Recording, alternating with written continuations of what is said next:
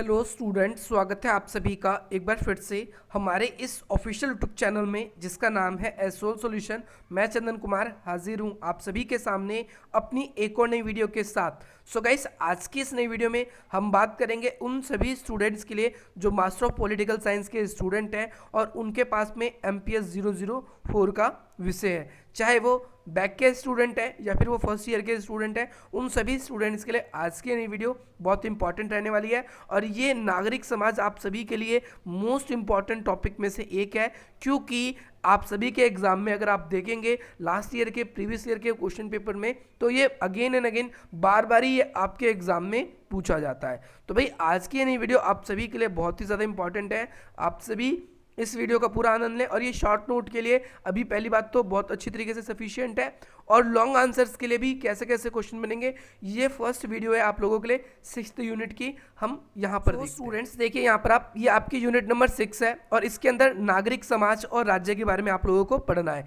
तो 4th unit जो आप लोगों के लिए इंपॉर्टेंट थी, ऑलमोस्ट आप लोगों के लिए ज़्यादातर इंपॉर्टेंट टॉपिक्स करवाए जा चुके हैं। अगर आप लोगों ने अब तक नहीं देखा है तो आप भाई उसको ज़रूर देखिए। नाउ यहाँ पर अब हम बात करते हैं क्या है आप लोग इसके अंदर सबसे पहले आज नागरिक समाज का जो अर्थ है ये अच्छी तरीके से पढ़ लेंगे और नागरिक समाज की जो जो विशेषता है ये भी आप लोगों को पढ़नी है। तो आज की इस नई वीडियो में, इकलौती वीडियो में, ये दोनों के दोनों कॉन्सेप्ट आप लोगों के क्लियर हो जाएंगे और इसके बाद में आगे आप लोगों से बहुत ज़्यादा इंपॉर्टेंट ये भी पूछा जाता है। आज ही आप लोगों को एक और वीडियो मिल जाएगी जिसके अंदर हम आप लोगों के जो हेजल के नागरिक समाज और राज्य पे क्या विचार है इसके बारे में भी डिस्कशन कर लेंगे, क्योंकि इन तीनों में से भी आप लोगों के एक क्वेश्चन पक्का एग्जाम में पूछा जाता है। एक नागरिक समाज पे मार्क्स के क्या विचार है, नागरिक समाज पे ग्रामसी के क्या विचार है और नागरिक समाज के हेजल पे क्या विचार है। तो भाई तीनों टॉपिक्स आप लोगों के जल्द से जल्द पूरे हो जाएंगे। तो चलिए गाइस, आज की अपनी इस वीडियो को शुरू करते हैं। अगर आप लोगों को ये वीडियो पसंद आए तो आप हमारे टेलीग्राम ग्रुप्स को ज्वाइन कर सकते हैं जिसका लिंक डिस्क्रिप्शन बॉक्स में है और अपनी कोई भी क्वेरी आप हमें इंस्टाग्राम पर फॉलो करके शेयर कर सकते हैं। साथ ही साथ आप लोगों को ये वीडियो पसंद आए तो आप इस वीडियो को लाइक करें, चैनल को सब्सक्राइब करें और अधिक से अधिक मित्रों तक जरूर शेयर। दूसरी चीज़ आप लोगों को ये भी याद रखना है कि ये क्या है, ये एक सामाजिक संगठन, आत्म संगठन है। यानी मनुष्य इसमें अपनी इच्छा से ऐसे संगठन बनाते हैं जो उनकी भलाई के लिए कार्य करते हैं। आसान शब्दों में समझते हैं इसको। जो नागरिक समाज है ये एक ऐसा सामाजिक संगठन होता है जो राज्य के साथ में सहयोगात्मक कार्य करता है। अब आप बोलोगे सहयोगात्मक कार्य का मतलब क्या है, कि ये नागरिकों को, नागरिक समाज को क्या करता है, सहयोग करने का कार्य करता है। ये नागरिकों को बेहतर जीवन, राज्य से ये इसका कार्य है। ये जो ऐसे संगठन होते हैं नागरिक सामाजिक संगठन, जैसे आप NGO देखते हो तो ये क्यों बना, ये एक NGO का ही एक रूप है। आप लोगों को ये समझ जाना है अपने मन में।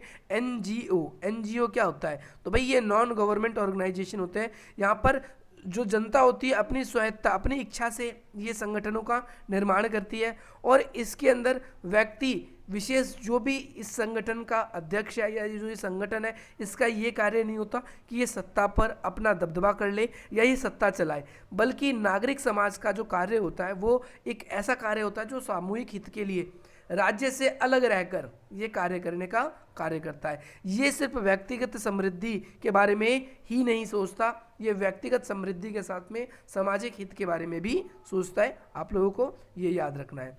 आसान शब्दों में अगर हम कहें तो नागरिक समाज क्या होता है, राज्य से अलग होता है जैसा कि हमने कहा, और उसके समानांतर क्षेत्र है। राज्य से अलग है लेकिन राज्य जैसा ही काम होता है। राज्य हमारा क्या करता है, पोषक करता है। पोषक करने का मतलब है राज्य हमारी भलाई के लिए कार्य करते हैं और ये एक ऐसा ही क्षेत्र होता है नागरिक समाज जिसमें नागरिक अपने हितों के लिए, अपनी इच्छाओं के अनुसार इकट्ठा होते हैं और अपने भलाई के लिए कार्य करते हैं। तो ये कहलाता है नागरिक समाज। आप सभी को एक क्लियर हो जाना चाहिए। नागरिक समाज में सबसे इंपॉर्टेंट क्या होता है, स्वतंत्र मास मीडिया होनी चाहिए। यानी आपका जो कम्युनिकेशन स्किल है उस पर आप लोग पूरे स्वतंत्र होना चाहिए। इसमें आपका स्वायत्त संस्कृति और बौद्धिक क्रियाकलाप शामिल है। यानी आप अपनी खुलकर मास मीडिया है, मतलब इसके अंदर नागरिक समाज के अंदर जो मीडिया है वो स्वतंत्र होनी चाहिए और मनुष्य क्या है, सांस्कृतिक और बौद्धिक रूप से स्वतंत्र होना चाहिए। ज़्यादातर नागरिक समाज हमारे कहाँ पर मिलेंगे आप लोगों को, तो ये विश्वविद्यालयों में, थिएटरों में, फिल्म की सोसाइटियों में, प्रकाशन गृहों में, जहाँ पर हमारी जो स्वतंत्र रूप से जो बुद्धि है या जो हमारी सोच है, जहाँ पर खुलती है, यहाँ पर हमारे सोच को नए नए बदलाव आते हैं। हम थिएटरों में जाते हैं, नई नई मूवीज़ देखते हैं, तो हमारी सोच में बदलाव आता है कि यार हमारी सोसाइटी ऐसी है, उसके थ्रू एक मैसेज मिलता है हमें, है ना। ऐसे ही हम कह सकते हैं कि नागरिक समाज में मीडिया स्वतंत्र होनी चाहिए, और तो और ऐसे स्थान जैसे विश्वविद्यालय, स्कूल, थिएटर, है ना, या फिर सार्वजनिक स्थल जहाँ पर लोग बाग घूमने के लिए जाते हैं, तो इससे ह्यूमंस को मैसेज मिलता है।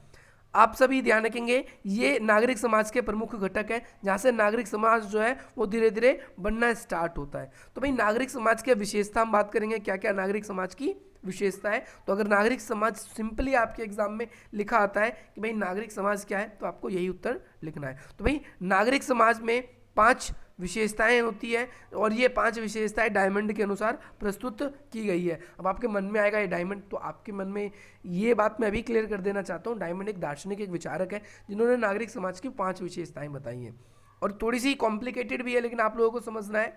सबसे पहला कि भाई नागरिक समाज निजी लक्ष्यों की अपेक्षा सार्वजनिक लक्ष्यों से संबंधित होती है, यानी नागरिक समाज हमेशा सार्वजनिक लक्ष्यों से जुड़े हुए कार्य करता है, ना कि निजी हितों से जुड़े हुए कार्य। दूसरी चीज, नागरिक समाज राज्य और दूसरे प्रकार के होते हैं। नागरिक समाज क्या होते हैं, आपको ये ध्यान रखना है कि राज्य से अलग होते हैं, है ना। उसी प्रकार राज्य से संबंध भी रखते हैं, जैसे राज्यों पर इनका नियंत्रण नहीं करना, शासन व्यवस्था में इसको नहीं आना, लेकिन ये जनता के हित के लिए फिर भी कार्य करते हैं। नागरिक समाज का लक्ष्य होता है कि ये एक शक्ति के रूप में रहे, और जिस भी जगह पर भेदभाव है या फिर जो प्रॉब्लम्स है, उन समस्याओं का, सामाजिक समस्याओं का समाधान किया जाए। अगला पॉइंट है, नागरिक समाज बहुवादी व विविधता के आयाम से समाहित करता है, यानी नागरिक समाज क्या करता है, बहुवादी तथा विविधता के आयाम को समाहित करता है, यानी विविधता के जितने भी आयाम हैं इनको क्या करता है, अपने अंदर समाहित कर लेता है। कोई संगठन जो एकाधिकारवादी है या किसी प्रकार के शक्ति का एकाधिकार करना चाहता है, तो वो राज्य की जगहों पर, हर जगह पर समाज पर कब्जा कर सकता है। ध्यान से समझने का प्रयास करेंगे कि भाई कोई भी सामाजिक संगठन जो एकाधिकारवादी है, यानी ये अब सिर्फ अपना ही अधिकार की बात करता है, वो एक शक्ति को धारण करना चाहता है, एक शक्ति के रूप में अपना ही नियंत्रण करना चाहता है, तो हम इसको कह सकते हैं कि भाई ऐसा व्यक्ति जो होता है वो राजनीति की जगह पर अपना कब्जा करना चाहता है, और वो कभी भी सामाजिक यानी सामाजिक या समाज्य नागरिक का हिस्सा नहीं बन सकता। ये हमेशा समाज में प्रतिस्पर्धा को बढ़ाता कभी नहीं है, बल्कि समाज में लोगों के बीच में बदलाव और बाजारमुखी प्रवृत्ति को लाने की कोशिश से बिल्कुल ही परे है। ये बिल्कुल अलग है कि भाई हम कभी भी ये नहीं चाहते कि समाज में सामाजिक जो नागरिकता है या सिविल सोसाइटी है उनका नियंत्रण हो जाए। वो हमेशा समाज में ऐसी अवधारणाओं को उत्पन्न करने की कोशिश करते हैं जो मनुष्य को लाभार्थ पहुंचाए, मनुष्य को ही लाभ पहुंचाए। अगला पॉइंट है आप लोगों के लिए, नागरिक समाज किसी भी व्यक्ति या समुदाय के हितों को पूर्ण प्रतिनिधित्व नहीं करता, यानी हम ये देखें कि भाई नागरिक समाज कभी भी किसी पर्टिकुलर व्यक्ति को या पर्टिकुलर समाज को ही सिर्फ लाभ दे, ऐसा नहीं। वो समाज में हर एक तबके, हर एक लोग, उन सबको लाभ देने का कार्य करता है। उसकी यह विशेषता है कि वह विभिन्न संगठनों से संबंध वाले व्यक्तियों या विभिन्न संगठनों के जो लोग हैं उनके साथ मिलजुल कर काम करता है और समाज में सकारात्मक परिवर्तन लाने की कोशिश करता है। अभी लास्ट पॉइंट है, आप लोगों को ये याद रखना है, डायमंड के अनुसार नागरिक समाज और नागरिक समुदाय ये दोनों अलग होते हैं। नागरिक समुदाय और नागरिक समाज जो है ये दोनों के दोनों अलग होते हैं। नागरिक समुदाय की अपेक्षा नागरिक समाज अधिक व्यापक है, यानी नागरिक समुदाय जो होगा वो किसी एक पर्टिकुलर नागरिकों का समुदाय होगा, किसी जाति का हो सकता है, वो सिर्फ अपने स्वार्थों के बारे में बात करते हैं। लेकिन जो नागरिक समाज होगा, सिविल सोसाइटी होगी, वो सिर्फ अपने स्वार्थों के बारे में ही बात नहीं करती, बल्कि समाज के हर एक लोग, हर एक तबके, हर एक व्यक्ति, हर एक प्रकार या हर एक वर्ग के बारे में बात करने की कोशिश करती है। इसके साथ साथ जो नागरिक समुदाय है इसका निर्माण अगर हम देखें सामाजिक और राजनीतिक उद्देश्यों की पूर्ति के लिए किया जाता है। यानी हम नागरिक समुदाय बेसिकली बनाते क्यों हैं? इसका काम नागरिक समुदाय का राजनीति पर नियंत्रण नहीं करना, परंतु लोगों को राजनीतिक या सामाजिक उनके कुछ उद्देश्य है, कुछ भेदभाव है या कुछ सामाजिक रूप से उनको मिल नहीं पा रहा है, चाहे वो न्याय है, चाहे वो समानता है या फिर अन्य अवसर है, तो ये उनको दिलाने के लिए समाज की जो प्रवृत्ति है, समाज की जो सोच है, समाज का जो व्यक्तित्व है, इसको ऊंचा उठाने का कार्य करती है। तो कुल मिला के हम कहें तो ये सामाजिक सामाजिक रूप से जो नागरिक समाज है, हम इसको एनजीओ के रूप में परिभाषित करेंगे। एनजीओ क्या है? ये एक नॉन गवर्नमेंट ऑर्गेनाइजेशन होती है जो कि गवर्नमेंट के साथ काम करती है, लेकिन गवर्नमेंट के साथ काम करने का मतलब है समाज में हित के लिए। ये गवर्नमेंट के साथ काम करने का मतलब ये नहीं है कि ये गवर्नमेंट के साथ में अपने आबंध स्थापित कर लेती है और उन्हीं के साथ में रहकर राजनीतिक सत्ता का हस्तांतरित करती है। ये चीज़ आप लोगों को अच्छी तरीके से निष्कर्ष में भी मेंशन करना है।